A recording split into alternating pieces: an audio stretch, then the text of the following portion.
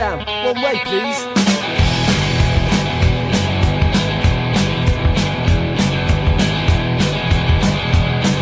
A 1, 2, a 1, 2, 3, oh! So, I'm joined by one of Darts' hottest prospects, James Beeton. Welcome, James. Cheers, thank you. So I think we'll start, why darts? What made you choose darts? It's probably around 5-6 years ago now. Came to Christmas time. Mum and Dad wondered what to get me, things like that. And I say, woke up Christmas morning, and there's a dartboard there, darts cabinet. Didn't really know a lot about darts. Obviously, everyone knows about Phil Taylor, things like that. And all of a sudden, I started watching darts. But then all of a sudden, in the conservatory in my house, instead of when I was watching darts, I'd rather be playing it. So it all started from there, and I started practicing hours upon hours, and yeah, it all started from there really. So, you said obviously it's 5 years since you've been playing. When did you realise how good you was at darts? I'd say probably between 13 and 14, maybe 15, but 13 and 14 definitely. When I was playing in better leagues, playing with better players, people around there. I was playing in good Monday and Tuesday teams. I was playing in a really good singles league on a Wednesday up in Birkenhead, and that was really, really good standard. Full of County A players and people who played even professionally as well. So after that, I knew I competed with all them, even beating them. I turned around and I said to Mum and Dad, I can beat these, I'm better than these, and probably on them really. Yeah. So I think, it's been 5 years since you got that dartboard for Christmas. I think it's fair to say your life has changed a little bit since then.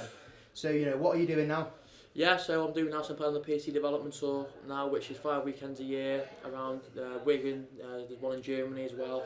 Playing 4 events a weekend, £2,000 the winner of each. Playing with people like Ted Everts, Martin Schindler, Max Ock, Dimitri Vandenberg, or people who've played on TV several times. So I'm playing in that. I'm also doing the BDO men's tour now as well. So I've come up from Prague yesterday myself, and off to Italy Friday and things like that. So yeah, it's going really well, enjoying it. That's the main thing. So yeah, you talk about the BDO. I know it's a lot of travel, and for some players, they can feel the pressure of that travel. Yeah.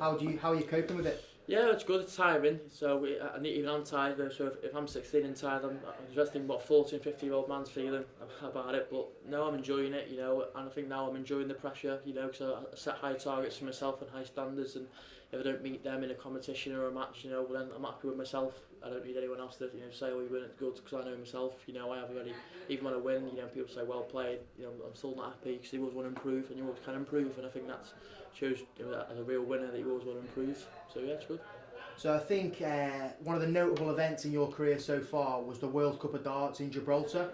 Talk to me a little bit about that experience. Yeah, it was really, really good, really enjoyable. Lovely place to go and play darts. Some of the countries that were there, Australia, China, India. So it was great talking to them and seeing how their lives are in a week. Different to us, like I go to college or playing in a night and out like the academies and things like that, which is really, really good. So things like that, it was really good, and also I was made out to be there, playing for England. It's a proud moment, putting that England shirt on, as I did on the Tuesday morning. I was deserved to do so as well, because I was in the top 4 of the Order of Merit at the end of the year, so it weren't like it was given to me, I worked hard to do so, no, it was really, really good, it was really enjoyable.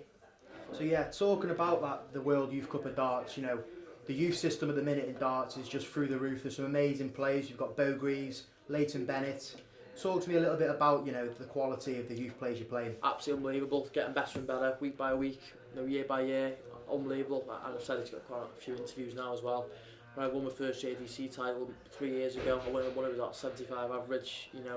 This year, I've been beaten maybe like 900 average. I've been beaten with, so the standards just going up and up and up. People like Leighton Bennett coming in average 112. You've got Beau Greaves who's sweeping up in the youth and the women's as well. It would not shock me if she went and won the Ladies' Worlds in January at the O2 Indigo. It really wouldn't. Darts she's been throwing just absolutely unbelievable. So yeah, going back to Leighton Bennett, there's a little bit of a rivalry between the two of you. Talk to me about that. No, I think it is. It's a friendly rivalry. We both believe that we're the number 1 youth players in the country, maybe even the world. We both believe that. Obviously, he's going to believe it more. Some people will back him up because he won the BDO World Youth. That's fair enough. He's not someone who I care about what he does and what he's doing. I focus on myself. But yeah, there's a good rivalry. This year I beat him, he's beat me. All our games are always close. There's never a drubbing. It's always a 4-3 or a 3-2, as we've seen and people have seen this year. So no, it's a good one. I'm looking forward to playing him over the next 30, 40 years. I think it'll be an exciting exciting. Yeah, I can vouch for that. I think that'll be a very good rivalry in years to come. Yeah, definitely. So, I think you both strike me as such, arrogant, it's confidence and arrogance. Yeah. I think a lot of people see that in you on the dart scene. I think you need this arrogance, to become a success. Without a doubt, I think in any sport, not just darts, I think every single successful sportsman, would be Guardiola at City, they have a confidence and arrogance about them, the way they play. Same with darts, Phil Taylor, the arrogance. Michael Wenger's got the arrogance, the shots he goes for and things like that. Always trying to leave the 170 just to show off to the crowd so they have a better night. I think you've got to have that, and I think if people are talking about then that's a good thing for you. That people are obviously scared or fearing you really. So James, you reached the pinnacle of your career this month with the infamous 9-darter. Can you talk to me about the feeling? Oh, unbelievable feeling, like saying a 9-dar in a PDC event, a room that's been shared, even the hockeys, they've been used like Phil Taylor, Michael Wengerwin, and just being in a room when I know players like that have played their darts, hit 9-darters, and like I say, hitting one in a big event, it's not one where you hit one at home in a practice and people say, oh, you stuck them in and all this, there was no people watching it across the world on Darts Connect, because Darts Connect's getting bigger and bigger with the PDC. I know there's people at my county game, there was a county game that weekend were watching it, and all made up for me, which was nice, really nice for me to hear, and it just meant a lot to me really, because I knew, obviously after I won that game I was in the World Championship, so it was sort of the perfect game, qualifier for the Worlds, and I hit a 9-darter, so I couldn't really ask for more really. James may have reached his pinnacle to date, but there's much more to come.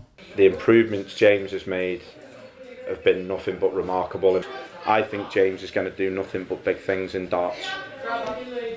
And you're gaining more recognition week by week, and you're getting sponsors, and you're now under a management team. Talk to me about that. Yeah, definitely. So I've been taking on with sport icons, like John Cummins with Modus. So I've got them there. They've been brilliant with me, especially with my bookings for PDC. There's no pressure, on me. And to be fair, they're doing really well, as are other management companies locally, which is really good to see. I've got good friends who are management, and they're doing well with their players. And I've got other good sponsors like 180, L-Style and Frame Smart, so I've got really good relationships with all of them. I'm always trying to be in contact with them as much as I can, because I think that's good to keep in contact, and for both parties, not just my sake, for their sake as well. So I've got good relationships. I think that's really important, especially if they're paying me money and things like that. So yeah, really good.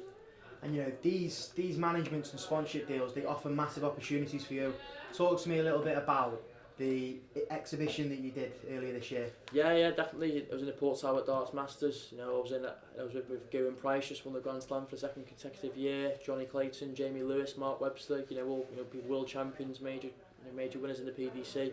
Brilliant events. Packed full, 300-400 people. And the Welsh crowd always have a good night out. So yeah, absolutely brilliant night. Even just to share from when I walked away from it, it wasn't actually playing on the stage, it was more sharing a practice room in a board with nice Gavin Price, just seeing him on TV over the last few years and then sharing a practice room with him. It was unbelievable. And you've got one of the biggest nights of your life coming up at the start of December, haven't you? You've got another exhibition. Yeah, definitely. Yeah, the Manchester Darts Masters, there's myself, Glenn Dunn, 3-time BDO World Champion, Michael Wengerwin, Phil Taylor, the famous Bobby George, and many other good players around the company, the sponsor company, so really looking forward to it. It's going to be a 1,500 people sellout in Manchester, so on a Thursday night, so it's going to be a brilliant night, and the first time Michael and Phil Taylor have come up against each other in over a year, so can't wait for it. I think it's just amazing, 16-year-old James Beeton is playing against unquestionably the two greatest dart players of all time, and who would, if you look back now at all the darts you've watched, who would you say your idol is? At the start, I'd have said Phil Taylor, because everyone knew Phil Taylor. Even if you don't like darts, you don't know darts, and everyone knows Phil Taylor from what he'd done for the game. There were over 100 and odd PDC titles, major titles. He won the world 16 times. But now it'd have to be Michael Wengerwin. From when I first started watching it and getting into it, he was so quick, so silk, so good to watch, so quick and so good, and he's definitely someone, like I say, we've got the same management now, and just to meet him and know him is just absolutely a privilege really, because he's, again, he's going to be the world number one until he retires. He's that good, that good. We're in your local pub tonight where you play darts. You play a lot of darts in Chester and Ellesmere Port. How do these pubs, represent darts, and it's where you start, and how important are these pubs? Oh, without doubt. I mean, without local leagues in Chester on a Monday and Tuesday, I wouldn't be sat here now. I wouldn't be where I'd be. I wouldn't be travelling, because you have your roots. That's where you first practice. That's where you first learn to count, you mark, and all them other things. To interact with adults and things like that. That's your first moment, and it's also your time, on the flip side, when you are travelling, to enjoy it, no pressure, enjoy it with your mates, because you don't always get to see them as much when you're under pressure and away at the weekend. So I think it's important that these leagues still keep on going and at least keep changing and trying to evolve, with the towns really, because I think if darts lost these local leagues around the country, not just in Chester, I think it'd be a big blow for darts. I really do. And locally, North West and Merseyside in particular is home to some brilliant dart players. We've got Stephen Bunting, Michael Smith, Dave Chisnell. Yeah. These players are what you base yourself around. Oh, without a doubt, like I say, Michael Smith, he's a PDC World Youth Champion. He won that. I think he came to the final, another great player. You've got Dave Chisnell. He's lost in major finals. Stephen Bunting's a BDO World World Champion, not youth, sorry. But all these people, just people who look up to on TV week in, week out, and definitely people I want to be like in a few years' time. I say it over and over again, but 16 years old. In 5 years, what's the plan now? From 5 years on, when you're 21, where do you want to be? I'd have to have a tour card, plan on the Pro Tour. I've been after a minimum that I'd once. I think I'd like to play on TV a few times and just really keep progressing, keep enjoying it. See more and more countries and winning more countries. Because winning in different countries, it means so much to me, to visit different countries and different places. But no, definitely a tour card would be a minimum that I'd want. So James, thank you very much. I know you've got some darts over there. We're going to have a little game of darts? Yeah, definitely. Trying to beat a player with the calibre that James has would obviously prove to be a tough task, but I was feeling up to the challenge.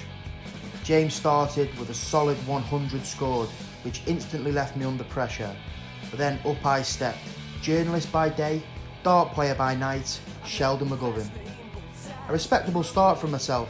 3 big 20s, left me with a score of 60, which only left me 40 points behind James.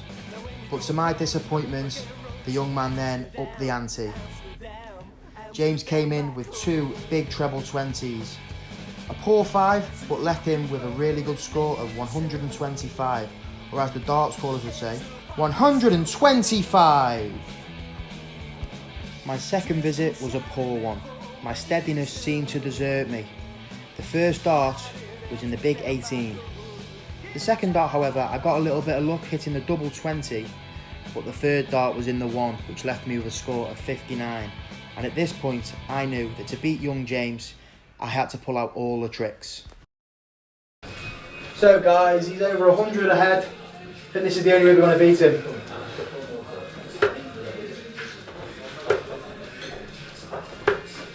No score. He didn't score any points there.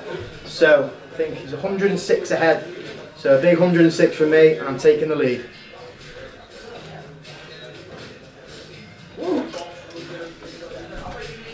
Alright, hold off. Watch me win. You gonna watch me beat you? Here we go. I need 2 trebles, 2 big trebles here.